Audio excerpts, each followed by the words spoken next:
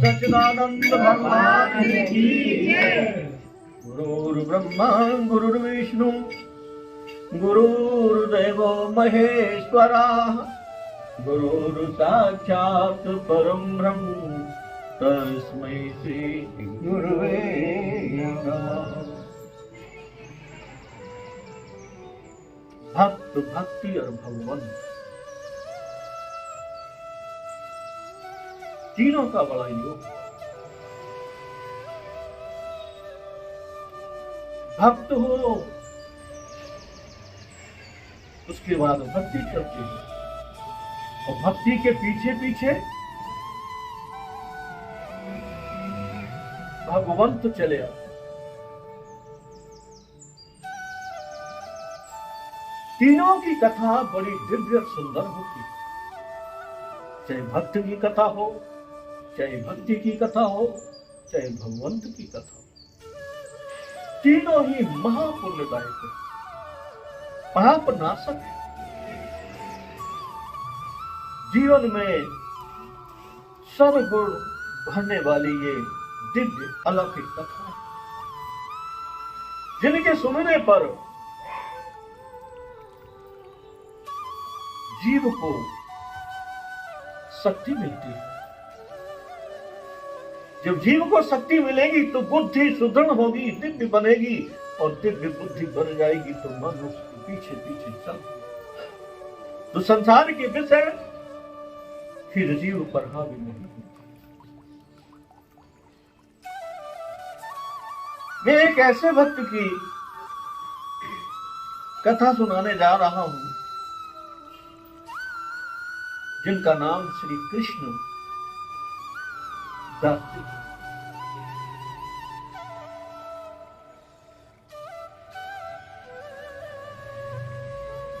उनके पिता भी भगवान की भक्ति में रत थे।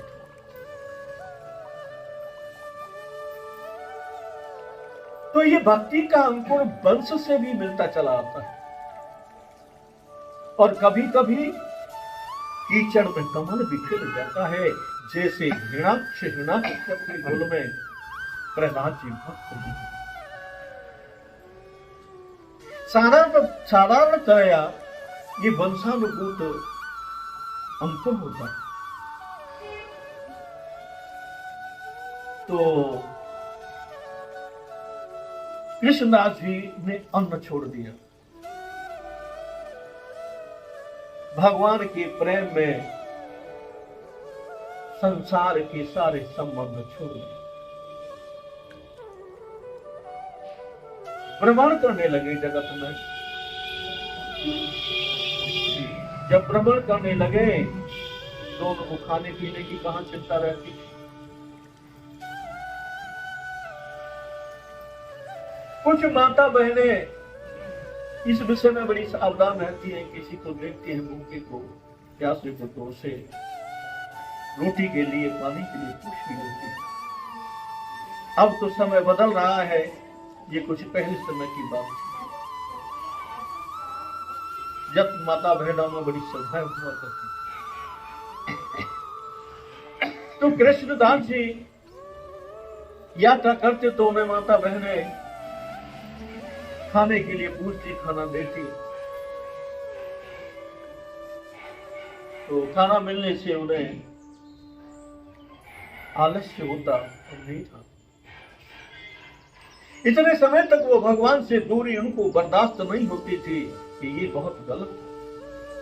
अब उन्होंने घोषणा कर दी कि मैं अन्न नहीं लूंगा, भोजन नहीं करता, मात्र जल पर रहने लगे। कुछ समय बाद जल भी उन्होंने त्याग दिया कि मुझे अब अन्न और जल दोनों लेने नहीं है, घोषणा करूं। बड़ा नाम हुआ उनका, जहां जाए वहां कृष्णदास जी का जय जयकार हो गया। बड़े बड़े राजा महाराजा जो गद्दी पर आसीन थे वो उनको मस्तक दिखाते, सेवा भी कहते, लेकिन सेवा तुमको जब अन्न जल ही नहीं लेना है तो फिर सेवा और प्यार नहीं किसी से। जगत भी उन्हें बड़ा प्यारा लगता था, सबको सीताराम समझते थे और सीताराम समझकर सबको नतमस्तक होते। जगत भी उन्हें प्यार करता और वो भी जगत से सीताराम के सरीखा प्यार कर रहे। शरीर दुर्बल होता जा रहा था।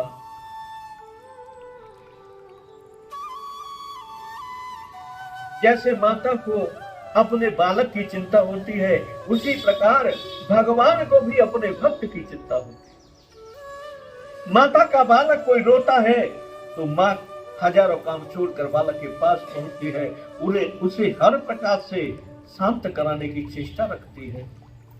उसी प्रकार भगवान का भी नियम है। माता और भगवान में कोई अंतर नहीं है। श्री रामचरितमानस में ये प्रसंग है। नारद जी ने कहा था, नारद जी ने प्रश्न प्रभु राम से किया था कि प्रभु मैं विवाह करना चाह रहा था, तुमने मेरा विवाह नहीं होने दिया, मुझे बंदर बना दिया, बहुत नाच नचाया, क्यों नहीं विवाह होने दिया? प्रभु ने कहा, देख मेरा नियम है, जिम बालक राखे मेहता, जिस प्रकार माता अपने बालक को रखती है उसी प्रकार मैं अपने भक्त को रखता हूं। तू मेरा भक्त है, मुझे अच्छा नहीं लगा कि तू मेरा भक्त। क्यों? कि विवाह तो ज्ञानियों के लिए है, भक्त के लिए। भक्त के साथ माया रह नहीं सकती, शादी निभ नहीं सकती। तो उसी प्रकार से भगवान इनकी शरण कोई ग्रहण कर लेता है सच्चे मन से। कहते ना, शंकर ते हनुमान चुरावे, मन कर्म वचन ध्यान चुरावे। हनुमान जी उसी को संकट से मुक्त करते हैं जो मन से, वचन से, कर्म से उनको अपने ध्यान में रखता है।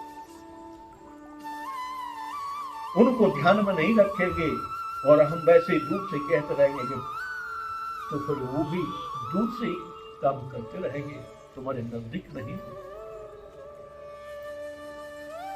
प्रभु इतने दयालु, दीन बंधु, कृपालु हैं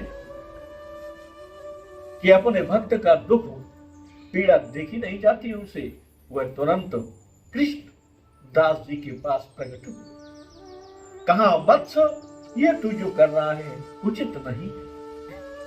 शरीर के निर्वाह के लिए अगर तुझे भजन करना है, मेरा प्रचार प्रसार करना है, तो शरीर तो बहुत आवश्यक है। इसके लिए तू कुछ खाना शुरू कर। जब तू खाता नहीं है तो मुझे बड़ा दुख होता है, मेरा भी खाने को मन नहीं करता। तू खाए तो मैं भी खाऊं, इसलिए मेरी बात पर गौर करना, ध्यान रखना। इतना सुनते कृष्णदास जी की आंखों में अश्रुधार बहने लगी कि मेरा प्रभु, मैं न खाता हूं तो भगवान भूख नहीं लगाते हैं, ये उचित नहीं, अब मैं क्या करूं?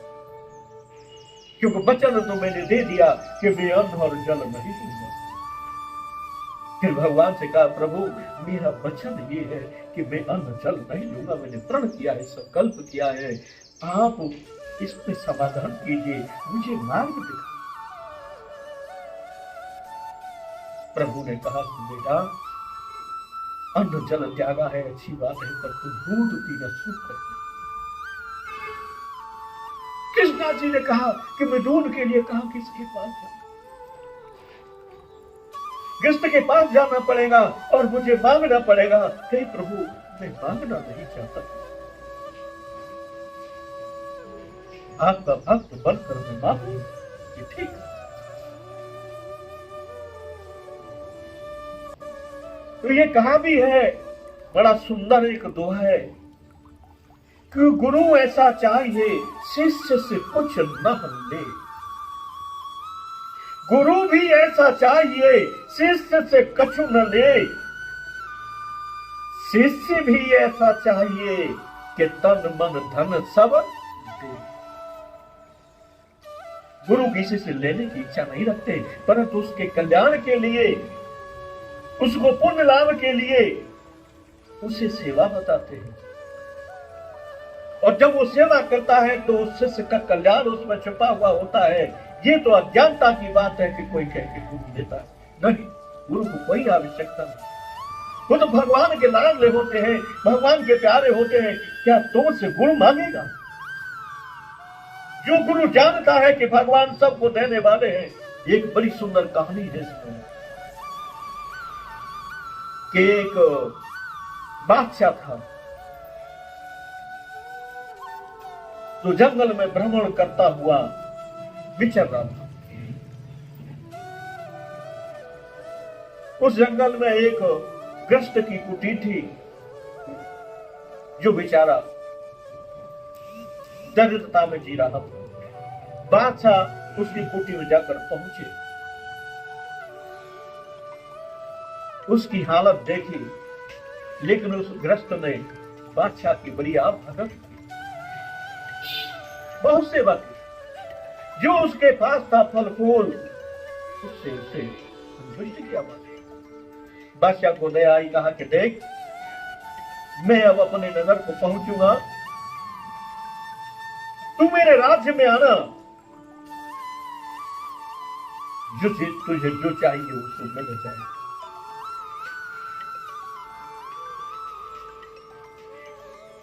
वो फकीर गृहस्थी बादशाह के दरबार में पहुंचा और कहा कि मुझे बादशाह से मिलना है। तो उनके सभासदों ने कहा कि महाराज अल्लाह की इबादत कर रहे हैं।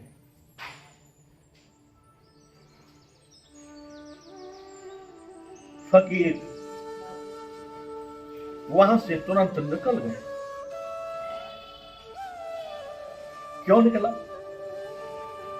कि इतना बड़ा बादशाह होकर सब कुछ है इसके पास, ये भी अल्लाह से मांगता है, तो फिर मैं बादशाह से क्यों मांगू? मैं भी उसी अल्लाह से, भगवान से मांगू। जब बादशाह को ये पता चला, सभासदों के द्वारा कहा, बादशाह उनकी कुटी पे गए, कहा कि महाराज आप क्यों लौट गए? तो उन्होंने स्पष्ट कर दिया कि जब आप ही अल्लाह से मांगते हैं तो मैं तुमसे क्यों मांगू? क्या अल्लाह मेरा नहीं? कहने का तात्पर्य है कि गुरु किसी से मांगते नहीं,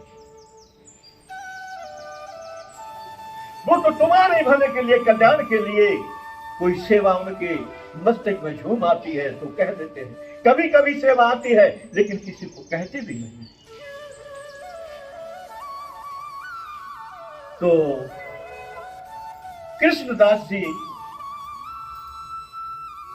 दूध पर रहने लगे।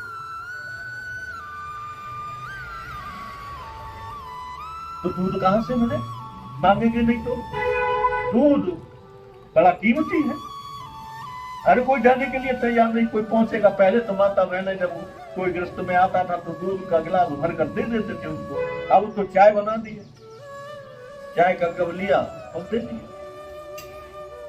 तो कृष्णदास जी किसी से मांगे नहीं, और मांगे नहीं तो दूध न मिले। तो भगवान बड़े दयालु, गाय स्वयं जंगल में आए और कृष्णदास जी के पास खड़ी हो जाए, थनों से दूध बहता निकला।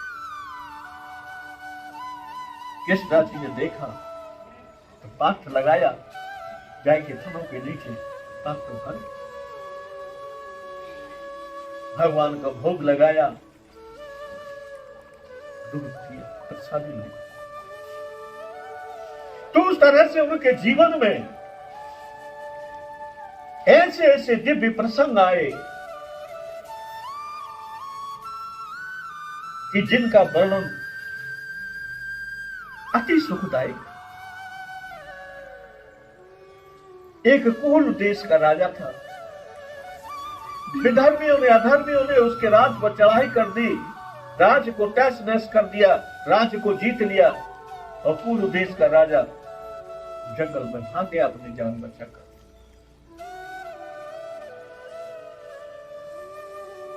जब वो जंगल में कंदराओं में छिपा, कृष्णदास जी को पता चली कि एक धर्मात्मा राजा को अधर्मियों ने भगा दिया है, उसका राज्य छीन लिया है। तो श्री कृष्णदास जी उस राजा के पास उस गुफा में पहुंची और कहा कि देख, तू यहां क्यों बैठा? राजा की आंखों में आंसुधारे बहने लगी। महाराज, मेरा राज्य, मेरा परिवार, मेरी मत सब तहस नहस कर दिया है। मैं जान तो मेरी भी जान के लाले, इसलिए मैं यहाँ तक चुप हूं। उसके सिर पर हाथ रखा कि जा, कोई भी तुझे युद्ध के मैदान में हरा नहीं पाए, चाहे तेरे साथ कितनी भी सेना हो, तू जा। उस राजा ने कुछ छोटी मोटी सेना एकत्रित की और उस अधर्मी पर चढ़ाई कर दी। भगवान की असीम कृपा से उस सेना ने और उस अधर्मी की सेना को किसके बल पर? भगवान की कृपा के बल पर, भक्ति के बल पर, कृष्णदास जी की मेहनत। तो भक्तों के चरित्र बड़े दिव्य होते हैं। और यहां तक कहा गया है सब ग्रंथों में कि भगवान के चरित्र जो वर्णन करते हैं तो उन्हें आकर भक्त सुनते हैं, लेकिन जब भक्तों के चरित्र वर्णन होते हैं तो भगवान आकर सुनते हैं। ऐसा सब ग्रंथों में वर्णन है और संतों का विश्वास। भगवान आकर सुनते हैं। किसके चरित्र? भक्तों के चरित्र। पूछा किसी ने कि बड़ा कौन है, भक्त है कि भगवान? कौन बड़ा है? संतों का सम्मेलन हुआ, एकत्रित हुए सब लोग। कोई भगवान को बड़ा कहने लगा तो कोई भक्तों को बड़ा कहने लगा। निर्णय नहीं हुआ। सबने भगवान से प्रार्थना की, कहा कि प्रभु अपनी आज्ञा प्रकट कीजिए। तब भगवान ने यही शब्द कहा कि मेरे चरित्र जो सुनते हैं भक्त, मैं इतना प्रसन्न नहीं होता जब किसी भक्त के चरित्र कोई वर्णन करता है, मैं सुनता हूं तो मुझे इतनी प्रसन्नता होती है कि मैं कह नहीं सकता। क्यों? भगवान स्वार्थ रहित है, निष्काम। भक्त भी स्वार्थ रहित है, निष्काम है। दोनों का योग उत्तम होता है। भगवान ने आकर खुद कहा कि मैं तो भक्तों के बस में रहता हूं, भक्त मुझसे कहीं गुना बड़े। भक्तों की आज्ञा के अनुसार मुझे चलना पड़ता है। मैं अपना नियम बदल देता हूं, पर भक्ति के प्रेम की आगे में चूक गया। कृष्णदास जी का तो पूरे जगत में विख्यात। कुछ समय बाद वो जयपुर के लिए प्रस्थान किया उन्होंने। तो जयपुर का राजा, ये कनपटा महात्मा होते हैं, योगी होते हैं, उनका शिष्य था। और वो सब मायावी थे, अधर्मी थे, लेकिन उनके पास चमत्कार था। जिसके पास चमत्कार होता है, जगत तो ऐसा पागल है, वो देखता नहीं, उसका गुलाम बन जाता है। लेकिन वास्तव में चमत्कार तो ज्ञान का होता है, भक्ति का, प्रभाव का होता है, वैराग्य का होता है। कृष्णदास जी तो वहां जयपुर में गलता जी गांव है, वहां पहुंचे गए। उन्होंने वहां एक रात बितानी थी। गलता जी ने धूना लगाया और लकड़ी जलने लगी, अग्नि जलने लगी। कनफटे आए, उनको बहुत डराने की कोशिश की, भगाने की कोशिश की, लेकिन नहीं भागे। तब उनका सरदार आया और से कहा कि ये हमारा स्थान है, इसे छोड़ दो, नहीं तो ठीक नहीं होगा। क्योंकि सरदार का राजा शिष्य था जयपुर का। तो कृष्णदास जी ने जो धूना लग रहा था उसमें अपने अगोछे में वो सारी जलती हुई लकड़ी रख ली अगोछे में, और जाकर के दूसरे स्थान पर उन्होंने वो कपड़े से लकड़ी निकाली जिसमें आग जलती हुई थी। ये देखकर कनपटे आश्चर्य में आ गए कि हम ऐसे से चमत्कार करते हैं, पर इनका जैसा चमत्कार तो हमारे पास है ही नहीं कि कपड़ा जला नहीं और अग्नि प्रज्वलित हुई।